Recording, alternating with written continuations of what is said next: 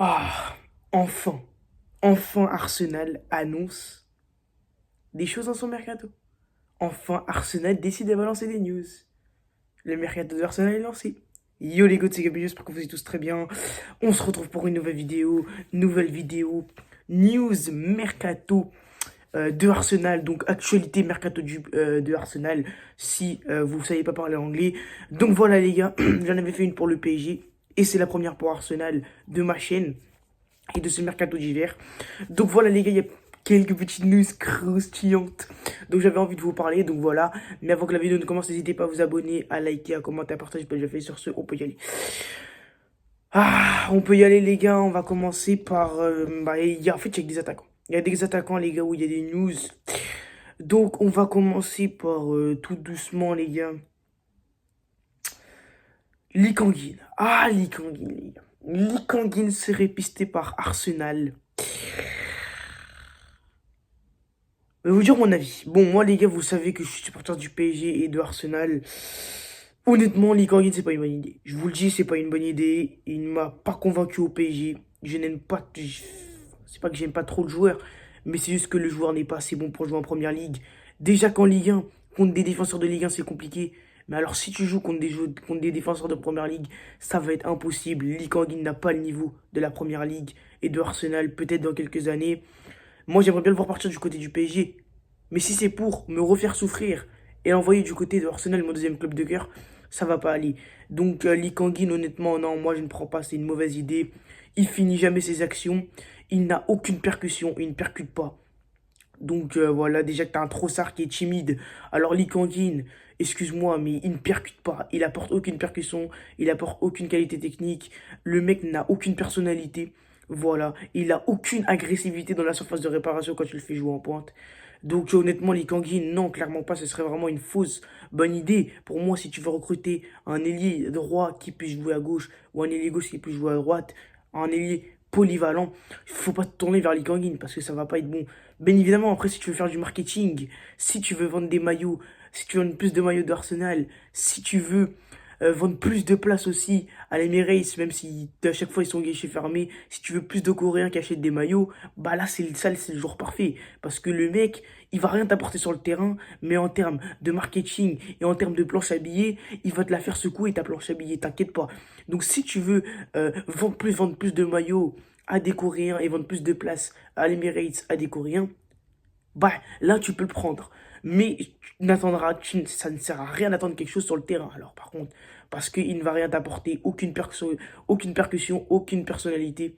Donc les Kangin, moi c'est une mauvaise piste pour moi. Et il ne faut pas le prendre, ça sert strictement à rien.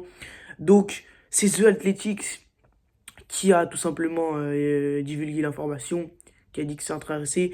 Le PSG, donc du coup, serait vendeur. Ouais, le PSG serait vendeur. Le PSG c'est vendeur tout simplement, pas cet hiver. Il ne partira pas en janvier, ça c'est sûr.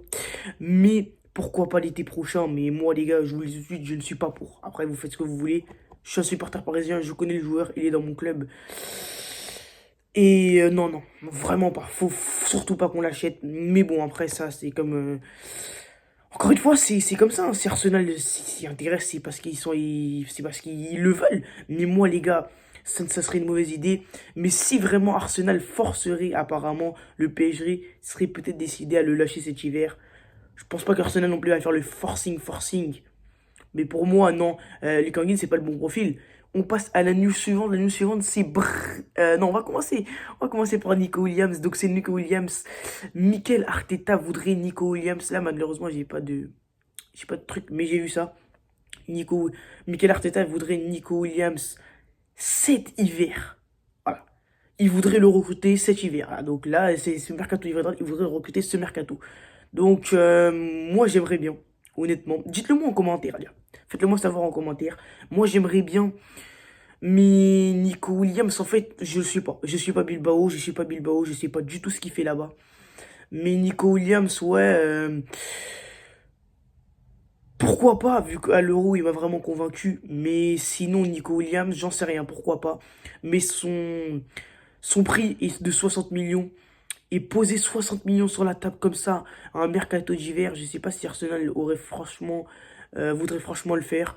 Mais après, si Arteta le veut, je pense qu'il faut l'écouter. Et puis, je pense que tout simplement, Nico Williams pourrait rapporter une vraie concurrence à Martinelli et pourquoi pas à Saka. Même si Saka n'en a pas besoin, c'est le Starboy. Mais pour moi, ouais, pourquoi pas Nico Williams. Mais si le dossier se fait pas cet hiver, il pourrait peut-être se faire l'été prochain, selon des sources. Donc voilà. Mais moi, pourquoi pas l'été prochain? Parce que mercato d'hiver, mettre 60 millions comme ça sur la table, je pense que Bilbao les accepterait. Mais, euh, mais fair play financier, tout ça, je pense pas que ce soit exceptionnel. Mais honnêtement, moi je suis pour l'avenue de Nico Williams. Il nous a montré de belles choses à l'Euro, même si le début de saison, je sais pas trop ce qu'il fait. Donc voilà. On va passer à la troisième news. La troisième news, c'est Brian Mbeumo à tout simplement Arsenal. Là, par contre, les gars, ça serait plutôt vers l'été prochain. On parlera pas de ça cet hiver. Moi, je suis pour. Parce que Brian Mbeumo, il est très bon. Sa grosse barbe, là, on dirait qu'il a 30. Enfin, je sais pas quel âge il a précisément. Mais il commence un peu à se faire vieux. Mais honnêtement, Brian Mbeumo, c'est 13... je crois que c'est 13 buts cette saison. 13 buts, 3 passes décisives cette saison. Donc honnêtement, Brian Mbeumo, pourquoi pas, je trouve. Honnêtement, ouais, moi je validerais totalement le profil. Mais le prix, par contre, ça m'inquiète un peu plus. Parce que quand même, le prix de Brian Mbeumo, ça doit pas être n'importe quoi. Mais honnêtement, ouais, pourquoi pas si tu peux prendre un petit Brian Mbeumo cet été, moi je dis pas non. Pourquoi pas le faire cet hiver? Mais encore une fois, l'hiver, les gars, je vous le dis, les mercatos hivernales, ce sont des mercatos où, tout simplement, désolé les gars si vous m'entendez pas très bien, parce que j'ai un peu le nez bougé. Mais mercato hivernal, tu peux pas mettre au moins 150 millions sur la table. Parfois, je vois les mercatos parfaits où t'as des mecs, ils dépensent 150 millions dans un mercato.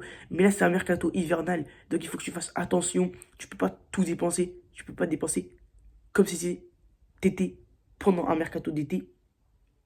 Mais honnêtement, pourquoi pas Brian Mbeumo? Moi, je dis pas non, mais à voir plutôt pour le mercato d'été. Mais sinon, pour moi, ce serait une bonne piste pour concurrencer. Pourquoi pas Martinelli sur l'aile gauche et pourquoi pas Saka sur l'aile droite. Après, à voir vraiment si t'as confiance en lui et tu vas compter sur lui. Parce que Brian Mbeumo, s'il arrive au Arsenal, c'est pas pour être sur le banc, c'est pour jouer et pour être compétitif. Donc, pourquoi pas.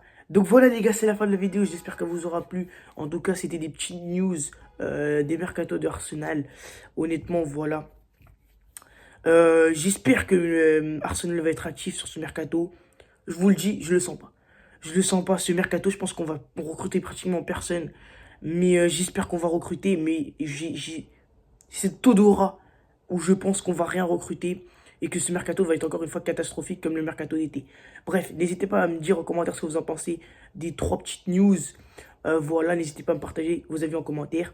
N'hésitez pas à vous abonner du coup, à liker, à commenter, à partager, c'est pas déjà fait. Sur ce les gars, c'était Gabinho. Merci d'avoir suivi la vidéo. Ciao.